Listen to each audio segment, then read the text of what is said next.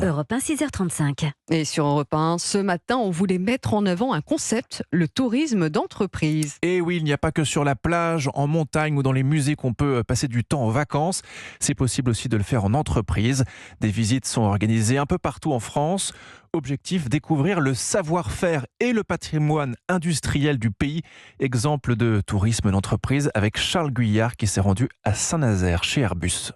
Bonjour à tous, on va passer 2 heures ensemble. La fameuse visite guidée, un incontournable de l'été. Ce jour-là, au micro du bus, Pablo prévient toutefois la cinquantaine de vacanciers. Par contre, aujourd'hui, c'est pas une visite touristique comme les autres. De fait, ce n'est pas dans un musée que le groupe se rend, mais sur le site d'Airbus où sont assemblés les avions. Et ici, les règles sont strictes, pas question notamment de sortir son appareil photo. Pourquoi c'est interdit? C'est d'abord pour conserver un certain secret industriel. On va vous demander d'éteindre tous les appareils durant toute la visite. Une visite qui se fait avec des écouteurs pour pouvoir bien entendre le guide au milieu des fuselages. Donc voici l'A350. Sur lesquels travaillent les salariés comme si de rien n'était. C'est pas un safari, on essaie de faire les visites dans le respect et de pas déranger les travailleurs et d'apporter encore une fois des connaissances. Et là c'est vrai que l'aspect scientifique peut faire peur, mais nous on essaie vraiment de rendre ça le plus accessible possible en période estivale aux familles. Des familles conquises, toutes générations confondues. Je préfère ça qu'un musée classique, ça diversifie un peu nos vacances. C'est plutôt intéressant de voir qu'est-ce qui est à la pointe en France. Et en France justement, 3500 entreprises ouvrent ainsi leurs portes. En 2022, elles ont accueilli 2 millions de visiteurs. Voilà, merci à tous pour la visite.